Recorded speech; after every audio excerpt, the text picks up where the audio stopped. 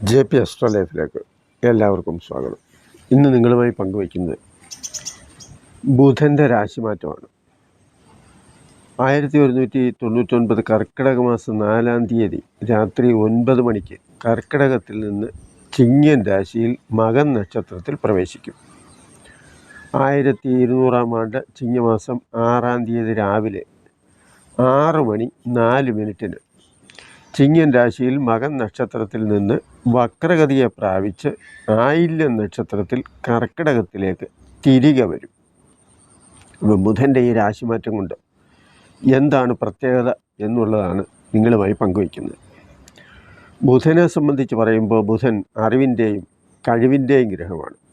അധ്യാപകന്, എഴുത്തുകാര്, കാഥികന്, സാഹിത്യകാരന്മാർ, കലാകാരന്മാർ, ശില്പികൾ, അഭിനയരംഗത്തുള്ളവർ, അക്കൗണ്ടൻ്റ്, ക്ലാർക്ക്, ഗുമസ്തൻ, ഹാസ്യരസപ്രിയമായി കാര്യങ്ങൾ സംസാരിക്കുന്നവർ, അതുപോലെ കോമഡി ഷോ നടത്തുന്നവർ, കരകൗശല വസ്തുക്കൾ ഉണ്ടാക്കുന്നവർ, വാഗ്വാദം നടത്തുന്നവർ, ആധാരം എഴുത്തുകാർ, തപാൽ രംഗത്ത് പ്രവർത്തിക്കുന്നവർ, വാർത്താവിനിമയം, വാർത്താവിതരണം, ഇങ്ങനെയൊക്കെയുള്ള ജോലികൾ, ജേർണലിസ്റ്റ്, ഇത്തരത്തിലുള്ള പത്രവുമായിട്ടൊക്കെ ബന്ധപ്പെടുന്ന അല്ലെങ്കിൽ TV സീരിയലുമായിട്ടൊക്കെ ബന്ധപ്പെട്ട് പ്രവർത്തിക്കുന്നവർ. പിന്നെ മറ്റുള്ള കാര്യം ബന്ധുക്കളാണ്. അമ്മാവനെ, അനന്തരവനെ, ഇളയരാജാവ്, മന്ത്രി, ഇങ്ങനെയൊക്കെ സൂചിപ്പിക്കുന്നു. അതുപോലെ സഹപാഠികളെയും, അങ്ങനെ ധാരാളം വ്യക്തിബന്ധങ്ങളെ സൂചിപ്പിക്കുന്ന അല്ലെങ്കിൽ വ്യക്തിത്വത്തെ സൂചിപ്പിക്കുന്ന ഒരു ഗ്രഹവും അതുപോലെ തന്നെ പ്രവർത്തന രംഗത്തെ കാര്യങ്ങളും അതുപോലെ തന്നെയാണ്. പിന്നെ ബുധനെ സംബന്ധിച്ച് പറയുമ്പോൾ നമ്മുടെ ശാരീരികമായ അവയവങ്ങളെ സംബന്ധിച്ച് പറയുമ്പോൾ കഴുത്ത്, വായ, ത്വക്ക്, തുട എന്നീ അവയവങ്ങളെയൊക്കെ സൂചിപ്പിക്കാറുണ്ട്. പിന്നെ മറ്റൊരു കാര്യം, നാഡീവ്യൂഹത്തെയും ഞരമ്പിനെയും അതുപോലെ തന്നെ സൈക്കോളജിയെയും ഒക്കെ സൂചിപ്പിക്കുന്ന ഒരു ഗ്രഹമാണ് ബുധൻ. അപ്പോൾ ബുധൻ ചിങ്ങൻ രാശിയിൽ കുറച്ച് നാൾ നിൽക്കുകയും അത് കഴിഞ്ഞ് വീണ്ടും വക്രഗതിയിൽ ചിങ്ങം 6-ാം തീയതി കർക്കിടകൻ രാശിയിലേക്ക് മാറുകയും ചെയ്യുന്ന അവസരത്തിൽ ഓരോ രാശിക്കൂറുകാർക്കുണ്ടാകുന്ന അനുഭവങ്ങളെക്കുറിച്ചും പറയാം. ഇപ്പോൾ മേടൻ രാശിക്കൂറുകാരെ സംബന്ധിച്ച് പറയുമ്പം അശ്വതി, ഭരണി, കാർത്തികക്കാലാണല്ലോ. അപ്പോൾ അവരെ സംബന്ധിച്ച് 5-ാം ഭാവമാണ് ചിങ്ങരാശി. ചിങ്ങത്തിലാണല്ലോ ബുധൻ നിൽക്കുന്നത്. അപ്പോൾ 5-ാം ഭാവം നൽകുന്ന സൂചന എന്ന് പറഞ്ഞാൽ മനസ്സ്, ബുദ്ധി, വിദ്യാസമ്പത്ത്, പൂർവ്വപുണ്യം, മന്ത്രങ്ങൾ, ആത്മാവ്, പ്രാണൻ, സന്താനം, വയറ്, വേദങ്ങൾ, മന്ത്രാഭിചാരങ്ങൾ, ഇങ്ങനെ പലതിനെയും 5-ാം ഭാവം കൊണ്ട് സൂചിപ്പിക്കും. അപ്പോൾ കൗമാരക്കാരെ, അതായത് ഇളയരാജാവ് എന്ന് പറയുമ്പോൾ പ്രായം കുറഞ്ഞ കൗമാരക്കാരെ സൂചിപ്പിക്കുന്ന ഒരു ഗ്രഹം കൂടിയാണ് ബുധൻ. അപ്പോൾ 5-ാം ഭാവത്തിൽ വരുമ്പോൾ മേടൻ രാശിക്കാരെ സംബന്ധിച്ച് 5-ാം ഭാവത്തിൽ ഈ ബുധൻ വരുമ്പോൾ പ്രണയം തോന്നാം, ഒരുതരം ഹാസ്യരസം തുളുമ്പുന്ന രീതിയിൽ മറ്റുള്ളവരെ സന്തോഷിപ്പിക്കുകയും രസിപ്പിക്കുകയും ചെയ്യുന്ന രീതിയിലുള്ള ഫലിതങ്ങൾ പറയാം. രണ്ടർത്ഥം വരുന്ന രീതിയിൽ, ദ്വയാർത്ഥം വരുന്ന രീതിയിൽ വർത്തമാനം പറയാം. സഹപാഠികളുമായി അഥവാ കൂട്ടുകാരുമായി ഉല്ലസിച്ച് സന്തോഷിക്കുന്ന ഒരു സ്വഭാവം ഉണ്ടാകാം. അവിടെ ശനിയുടെ പൂർണ്ണദൃഷ്ടി വരുമ്പോൾ അലസതയും അതുപോലെ വിദ്യാഭ്യാസത്തിൽ അലംഭാവം കാണിക്കാം. അക്കാര്യത്തിലേ ഉള്ളൂ. മറ്റുള്ള കാര്യത്തിലൊക്കെ തമാശയായിട്ടും ഒക്കെ നടക്കും. ലഗ്നാധിപനായ ചൊവ്വ 2-ൽ ഗുരു യോഗം ചെയ്ത് വരുമ്പോൾ മറ്റുള്ളവർക്ക് നല്ല ഗുണദോഷം നടത്തി അച്ഛനമ്മമാരുടെ അടുത്ത് 4-ാം ഭാവമാണല്ലോ.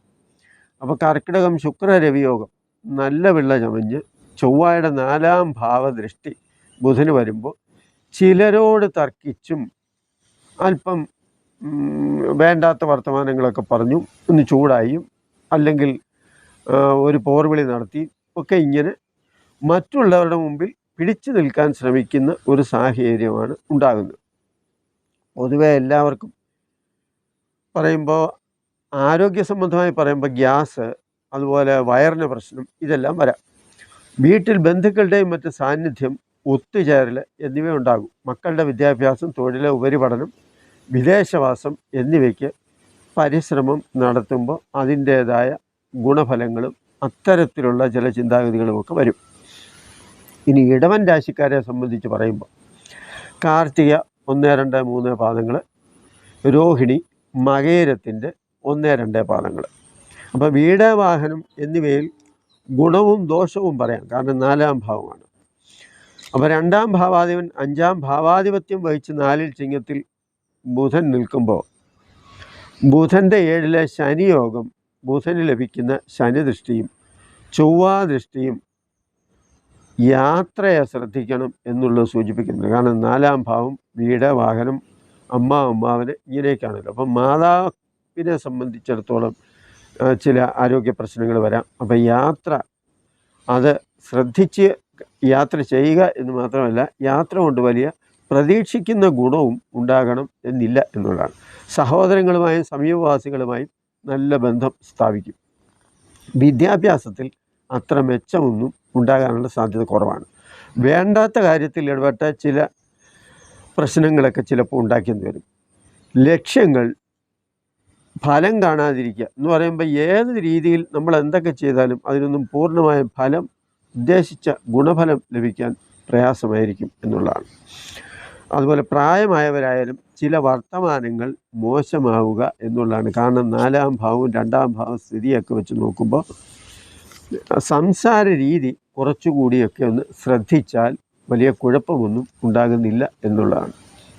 ഇനി മിഥുനൻ രാശിക്കാരെ സംബന്ധിച്ചിടത്തോളം മകയിരം 3-4 പാദങ്ങളും തിരുവാതിര പുണർദം 1-2-3 പാദങ്ങളുമാണ്.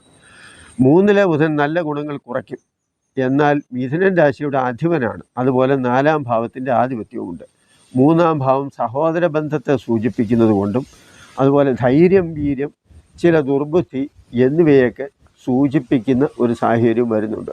7-ാം ഭാവാധിപനും 10-ാം ഭാവാധിപനുമായ വ്യാഴം 12 നിൽക്കുന്ന സമയം മാർഗവും കർമ്മവും വേണ്ടത്ര ഫലപ്രദമായി കാണാത്ത അവസ്ഥയിൽ ബുദ്ധിപരമായി നഷ്ടത്തെയും വീഴ്ചയും മുന്നോട്ടുള്ള ഗതിയെയും എങ്ങനെ നേർവഴിക്ക് ഗുണകരമായി മാറ്റാമെന്ന് ചിന്തിക്കുന്ന സമയമാണ്. കാരണം ബുധൻ്റെ സ്വഭാവമാണ് ഇതൊക്കെ. ആത്മവിശ്വാസത്തോടെ ധൈര്യത്തോടെ മുന്നോട്ട് പോകാൻ ബുധൻ കൗമാരക്കാരുടെ ചുറുചുറുക്കോടെ പ്രചോദനം നൽകും. ഇതിന് പ്രാപ്തമാക്കുന്നതിൽ ആത്മീയത ഒരു പങ്ക് വഹിക്കുന്നുണ്ട് എന്നുള്ളതാണ്. ഗുരു മിഥുനത്തിൽ അംശം ചെയ്യുന്നതും ഭാഗ്യസ്ഥാനത്ത് ശനി ബലവാനായി അഷ്ടമാധിപത്യം വഹിച്ച് നിൽക്കുമ്പോൾ 12-ൽ നവാംശകം ചെയ്യുമ്പോൾ ശുഭഭാവത്വം ഏറെക്കുറെ ഒരുപോലെയാണ് എന്ന് പറയുമ്പോൾ ശുഭത്വം കുറേ നഷ്ടപ്പെടുന്നു എന്നാണ് അതിൻ്റെ ഒരു സൂചന. അതുകൊണ്ട് തന്നെ ആത്മീയതയ്ക്കും ഈശ്വരനോടുള്ള പ്രാർത്ഥനയ്ക്കും വഴിയുണ്ടാവുന്നു. 5-ാം ഭാവാധിപൻ ശുക്രൻ 12-ാം ഭാവാധിപത്യം കൂടി വരുന്നതിനാൽ സന്താനങ്ങളുടെ കാര്യത്തിൽ ചിലവും അതിനനുസരിച്ചുള്ള ഗുണവും ലഭിക്കുന്നില്ല എന്നുള്ളതും വിദേശ ജോലി, പഠനം എന്നിവയ്ക്ക് ഗുണകരമായ സമയവുമാണ് എന്ന് സൂചിപ്പിക്കുന്നു എന്നുള്ളതാണ്. ഇനി കർക്കിടകൻ രാശിയിലേക്ക് പോകുമ്പോൾ കർക്കിടകൻ രാശിയിൽ പുണർദത്തിൻ്റെ 4-ാം പാദം, പൂയം, ആയില്യം ഈ നക്ഷത്രങ്ങളാണ് വരുന്നത്. അപ്പോൾ ഈ രാശിക്കൂറുകാരുടെ സ്വഭാവത്തിൽ പ്രകടമായ മാറ്റം ചിലപ്പോൾ പ്രതീക്ഷിക്കാം. അല്പം പതിഞ്ഞ സ്വഭാവത്തിലേക്ക് മാറുന്നു എന്ന് തോന്നാം. ഏത് കാര്യവും സ്വന്തം തീരുമാനം, അഭിപ്രായം എന്നിവയ്ക്ക് പ്രാധാന്യം വേണമെന്ന് അല്പം നിർബന്ധമുണ്ടായിരിക്കുന്നതിന് ചെറിയൊരു മാറ്റം, ചില അനുഭവങ്ങൾ ഇവരെ ചിന്തിപ്പിക്കാം. 3-12 ഭാവങ്ങളുടെ ആധിപത്യമുള്ള ബുധൻ 2-ൽ നിൽക്കുമ്പോൾ 3-ാം ഭാവം സഹോദര സ്ഥാനവും പരിസരവാസികളും സുഹൃത്തുക്കളും അവരുമായിട്ടുള്ള ബന്ധവും സൂചിപ്പിക്കുന്നു എന്നുള്ളതാണ്. പ്രതീക്ഷിച്ചതുപോലെ സപ്പോർട്ട്, സഹായം എന്നിവ ലഭിക്കുന്നില്ല. സാമ്പത്തിക രംഗം ചിലവിന് മുൻതൂക്കം വരുന്നു. ശനി കുജ ബന്ധം ദൃഷ്ടി ബുധന് ലഭിക്കുമ്പോൾ ആദ്യം പറഞ്ഞ സ്വഭാവത്തിലെ അഥവാ സംസാരത്തിലെ മിതത്വം അഥവാ പതിഞ്ഞ അവസ്ഥയ്ക്കൊക്കെ മാറ്റം വരാം ഈ കാലയളവിനുള്ളിൽ തന്നെ എന്നുള്ളതാണ്. 5-ാം ഭാവാധിപനും കർമാധിപനും ചൊവ്വയാകുമ്പോൾ സന്താനങ്ങളുമായി ഉപദേശ രൂപത്തിലും അല്പം കയർത്തും സംസാരിക്കുന്ന സാഹചര്യം ഉണ്ടാവും. വിദ്യാഭ്യാസവും തൊഴിലും പ്രതീക്ഷിച്ച ഗുണം ലഭിക്കാതെ വരുമ്പോൾ സംസാര രീതിയിൽ ചിലപ്പോൾ നിയന്ത്രണം വിട്ടെന്നും വരാം. അതാണ് ഈ പെട്ടെന്ന് കോപമൊക്കെ വരുന്നതിൻ്റെ സാഹചര്യം. ചിങ്ങൻ രാശിയെ സംബന്ധിച്ച് പറയുമ്പോൾ മകം, പൂരം, ഉത്തരം രാശിയുടെ 1-ാം പാദം, അതാണ് 9 പാദങ്ങൾ.